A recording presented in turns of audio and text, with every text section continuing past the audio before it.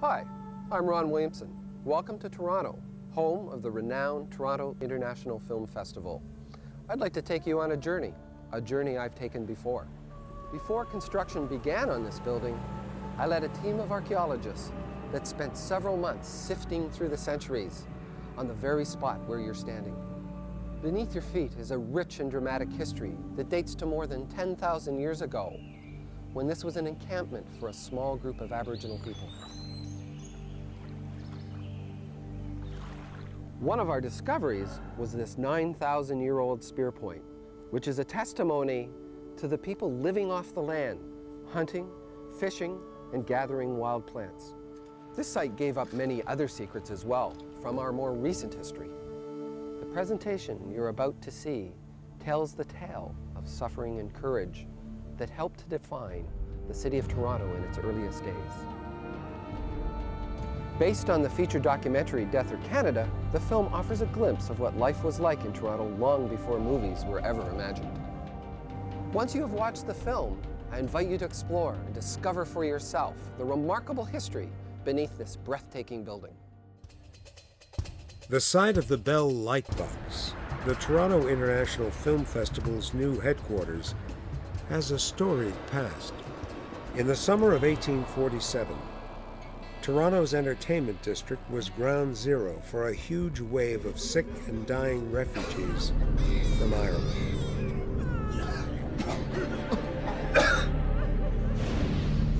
As an Irish immigrant to Canada, Robert KEARNS has an immediate connection to the story.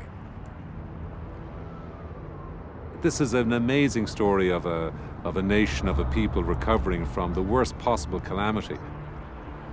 1 in 3 dying or emigrating, and yet wherever they went, the Irish succeeded.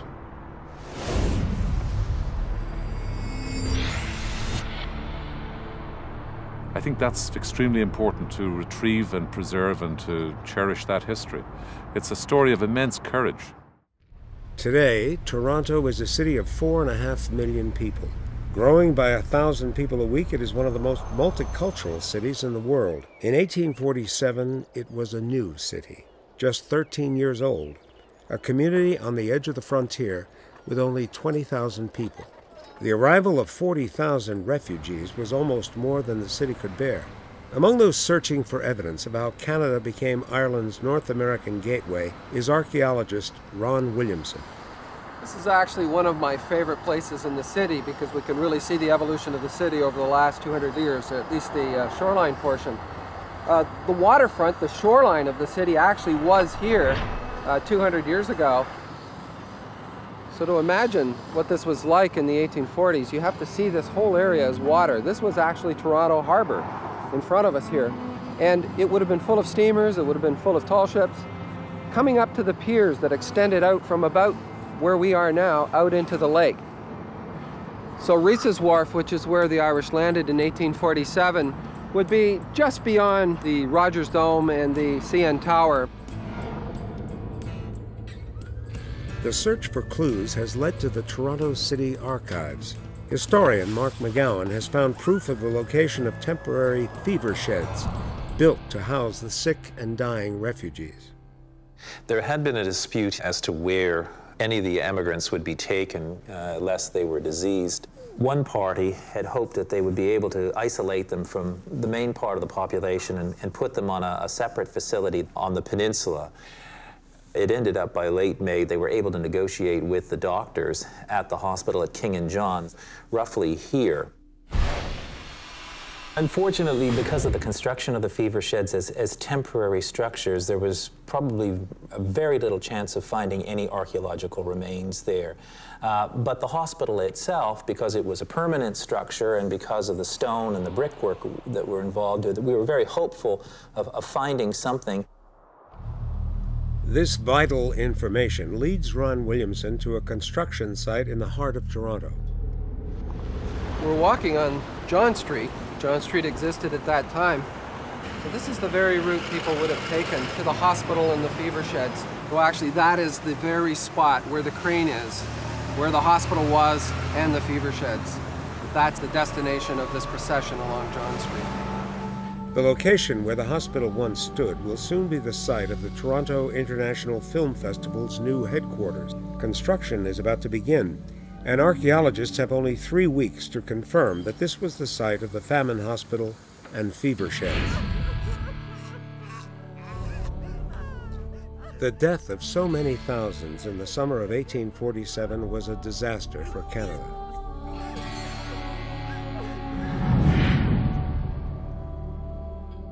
But it pales against the calamity unfolding on the other side of the Atlantic Ocean.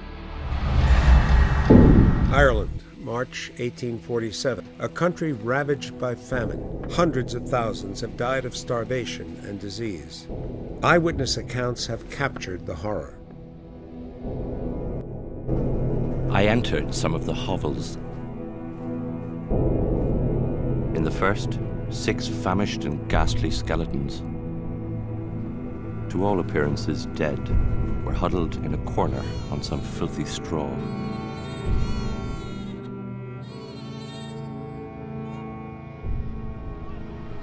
"40,000 Irish refugees arrive in Toronto in the summer of 1847.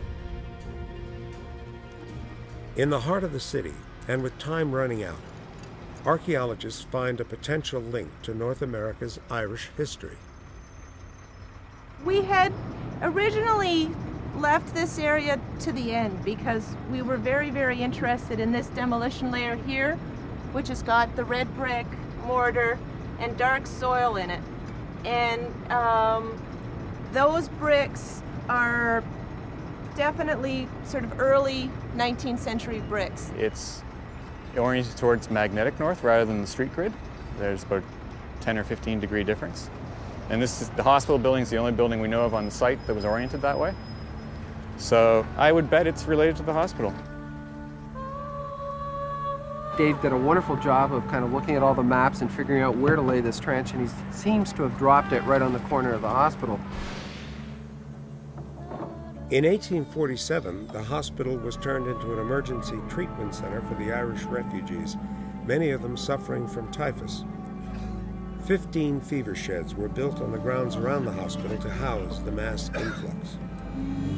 You know, you have to imagine what it was like for Torontonians in the 1850s or the late 1840s, when hundreds of people were dying in their midst, at a time when the population was so much smaller. I mean, it must have been horrifying for them. With 3 weeks of digging under their belts, they have found remnants of the general hospital, where the refugees were treated. Their hope now is to find evidence of the fever sheds erected on the grounds around the hospital. They have found one artifact that leads them to believe they are getting closer. It's a comb that would be used to clean lice from the immigrants' bodies. In 1847, as the Irish traveled upriver, they caused typhus outbreaks wherever they landed. Quebec City, Montreal, and Kingston each suffered severe outbreaks of typhus. We don't even know that the fever sheds were located this close to the hospital building. We've never been sure that they're here, but in the thought that maybe if they had been, we'd see some signature of them. It's hard for us to create moments for people to just take a break and think about the past. This was an important event in our past. Let's pause, let's think about it, and let's see if there are any physical remains of it that might add an element to that story. Williamson's team believe they have found the site of the fever sheds. Wow, look at that. Have you ever seen anything like that before? They make a remarkable discovery. A small brooch emerges from the dirt. So yeah, you could almost imagine a pin going through it, so this being pinned to a piece of clothing.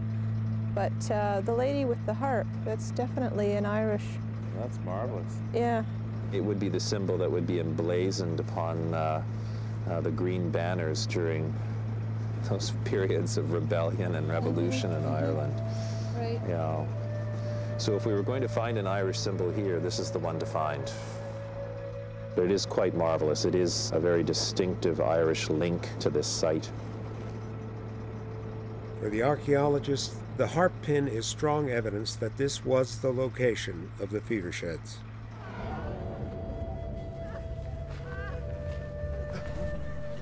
John? We know out of the 1,100 or so who died in Toronto in 1847 as a result of the famine that probably over 800 died on that location.